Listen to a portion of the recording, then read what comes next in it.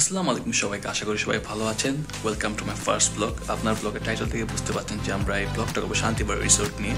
তো আমরা চারজন ফ্রেন্ড হঠাৎ করে ডিসাইড করলাম শান্তিবাড়িতে যাবো, বারবিকিউ করবো এবং এনজয় করবো। সো এটা নিয়ে আমাদের blog. Without further ado, let's hit the intro.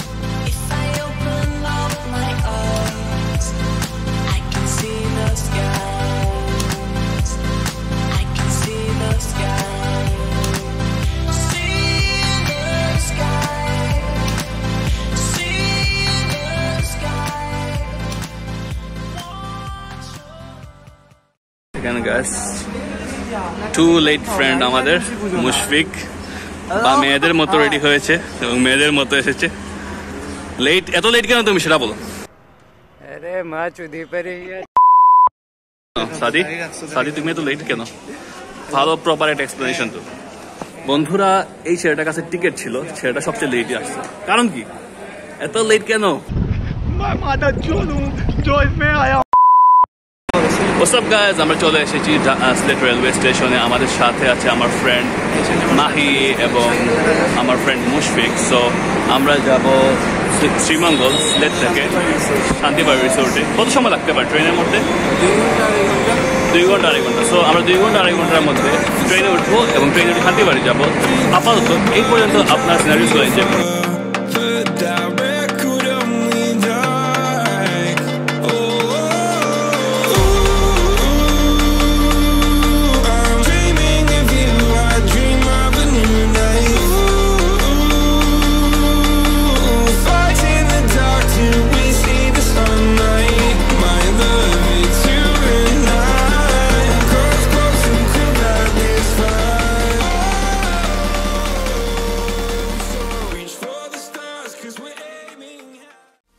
Alright guys, আমরা চলে এসেছি শ্রীমঙ্গল।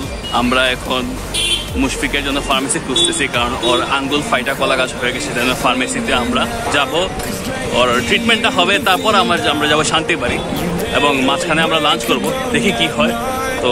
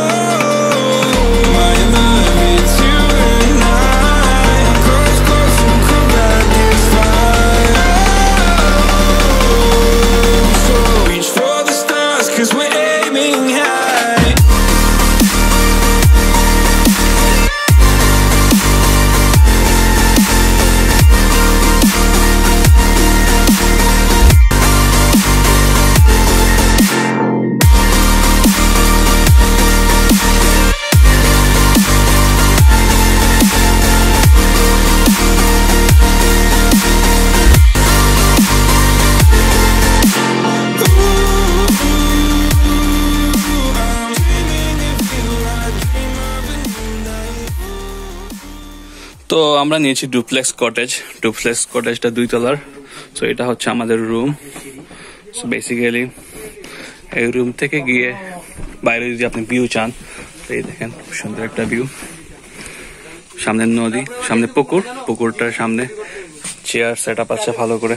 চেয়ারে বসে চা খাবেন, ভিউটা দেখবেন, খুব সুন্দর একটা ভিউ দেখেন। তো আপনাদেরকে নিচে তলাটা ঘুরে দেখাই। তো পুরো বাড়িটা হচ্ছে বাঁশের ডুপ্লেক্স কটেজ। এই নাম নিচে নাম এই বাঙ্গি ও দুইজন নিচে নামস না ডুপ্লেক্স কটেজ। তো এটা হচ্ছে নিচের রুম। নিচের রুমটা আপনারা দেখতেই পাচ্ছেন। আমার সবচেয়ে ভালো লেগেছে এই জায়গার মধ্যে যে রুমের যে 2 স্তরে বেড ওরা অ্যারেঞ্জ করেছে, এটা খুব নাইস স্টাইল। সো এখানে টয়লেট আছে, এখানে বেসিন আছে, বেসিনের মধ্যে আপনি দেখতে পারবেন লুকসটা কেমন আসতেছে। এন্ড দেন হচ্ছে টয়লেট, খুবই নর্মাল শাওয়ার আছে, ইংলিশ টয়লেট, সোফা। আপনাদেরকে এই কটেজের প্রাইস সম্বন্ধে বলে দেই। এই পুরো কটেজটা আমাদের 4,500 টাকা গিয়েছে। সেটা হচ্ছে 4 জন মানুষের জন্য। 4 জন মানুষ থাকতে পারবেন, আরামসে থাকতে পারবেন, কোনো সমস্যা নেই। যদি 5 জন থাকতে চান তাহলে 5,000 টাকা আপনার গুনতে হবে। কিন্তু কম্পেয়ার টু দ্য প্রাইস আমার মনে হয় কটেজটা খুব ভালো, খুব চিপ অ্যান্ড ওদের স্টাইলটা অনেক ইউনিক মনে হয়েছে আমার কাছে। তো আপনারা চাইলে যদি বন্ধুদের সাথে আড্ডা দিতে এখানে আসতে চান, আপনি আসতে পারেন, ঘুরতে পারেন।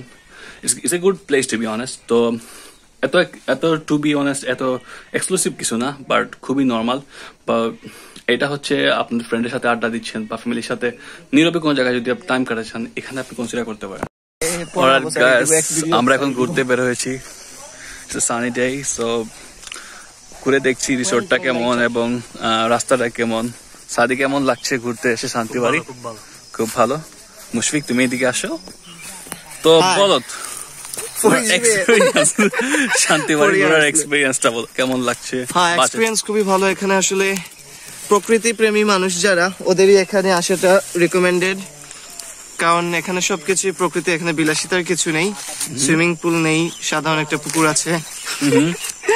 সো প্রকৃতির সাথে সময় কাটাতে হলে অবশ্যই শান্তি বাড়িতে আসা উচিত। একটা ভালো ভিউ নেওয়ার জন্য এখানে আমরা শুট করছি। এখান থেকে সব সব ঘরগুলা ভালো করে দেখতে পাবেন। সামনে পুকুর, পুকুরের সামনে রিসোর্ট গুলা খুবই সুন্দর লাগে দেখতে, আর খুবই মনোরম পরিবেশে, প্রাকৃতিক পরিবেশে রিসোর্টটা বানানো হয়েছে।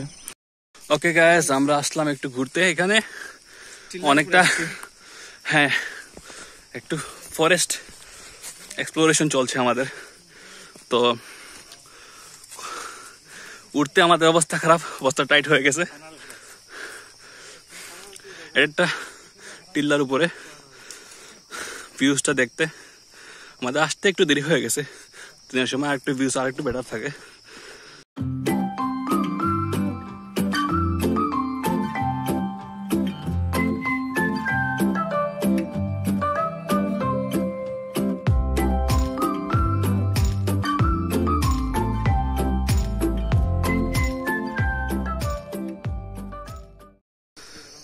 আমার বন্ধু তাসিন মাহি, ওকে এখন আমরা খুঁজে পাচ্ছি না, জানি না সে কোথায়। সো ও নিজেও একজন ব্লগার, অ্যান্ড ও ব্লগ করতে করতে কোন দিকে হারিয়ে গেছে।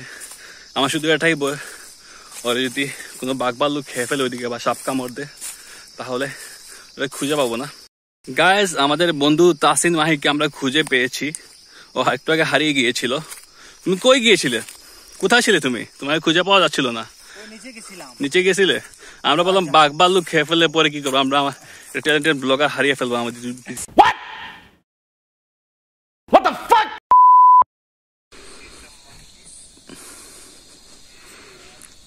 আপনারা দেখতে পাচ্ছেন বানররা কিভাবে দৌড়াদৌড়ি করছে, খেলছে, অস্থির লাগছে।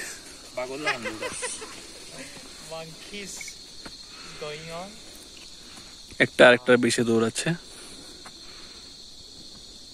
সো গাইজ, আমাদের বন্ধু তাসিন মাহি রাস্তা ভুল করে আমাদের আধা ঘন্টা লেট করে ফেলছে। আপনি বলেন, আপনি এখন কি বলতে চান? আপনি বলছিলেন ওইদিকে পাওয়া যাবে রাস্তা,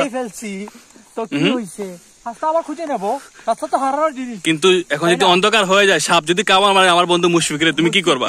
বারবিকিউ করে ফেললে তাহলে তো অবস্থা খারাপ। আর বাবা যে মামলা দিবে, ওর বাবা চৌধুরী সাহেবের, চৌধুরী বংশের চিরাগ বুঝে যাবে মুশফিক মারা গেলে। ও এখন ওই মুশফিক বন্ধু, হ্যাঁ মুশফিক বন্ধু, তুমি টেনশন দিও না। তোমাকে সাপ কামড় মারলে আমরা চুষি চুষিয়ে সাপের বিষ বার করবো। সাপের মুখে যাব, তারপরে হচ্ছে মুশফিক যাবে। হ্যাঁ, তো প্রথমে আমি সাপের কামড়ে যাই, কারণ ওর বাবার মামলা থেকে সাপের কাছে মরাটাই অনেক ভালো। হ্যাঁ, আমি এটা এগ্রি করবো গাইস। ওর বাবার অনেক পাওয়ার, চৌধুরী সাহেবের, চৌধুরী বংশের পাওয়ার অনেক বেশি। টাকা দিয়ে কাঁপিয়ে দিবে, পুরো বংশ উদ্ধার করে ফেলবে। ওর একমাত্র ছেলে, দেখেন সে ভাগতেছে খুবই বিদ্যুতের গতিতে, ঘোড়ার গতিতে ভাগতেছে মুশফিক। ও ভয়ে আছে কোন সময় অজগর কামড় দিবে।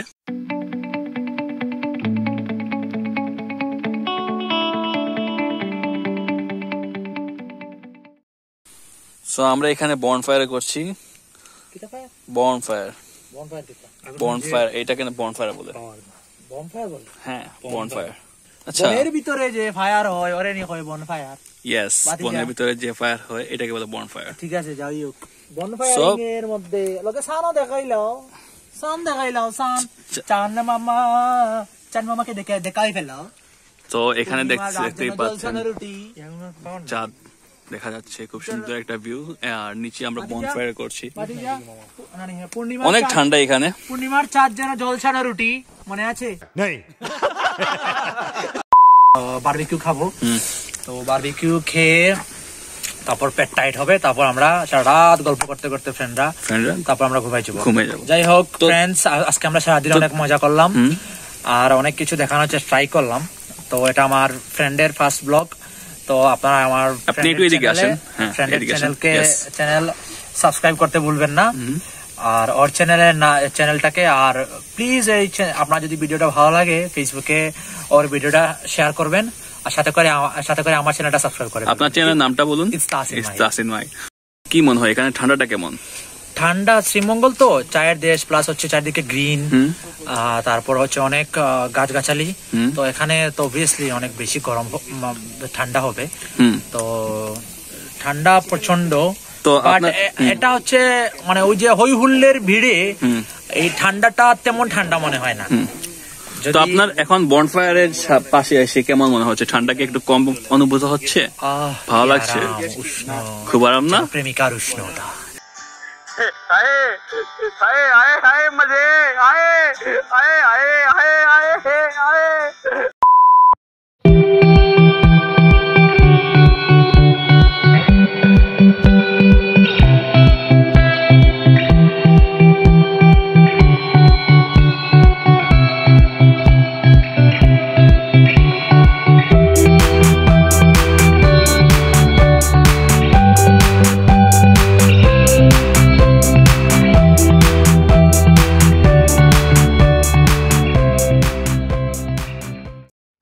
গাইস, আমি চলে এসেছি সিলেটে, আর এইটা ছিল এন্ড আমাদের শান্তিবাড়ি ব্লগের। আশা করি আপনাদের মজা পেয়েছেন আমাদের ব্লগটা দেখে। আমি চেষ্টা করছি ব্লগটা অ্যাজ এন্টারটেইনিং অ্যাজ পসিবল বানানোর, লং না বানানোর।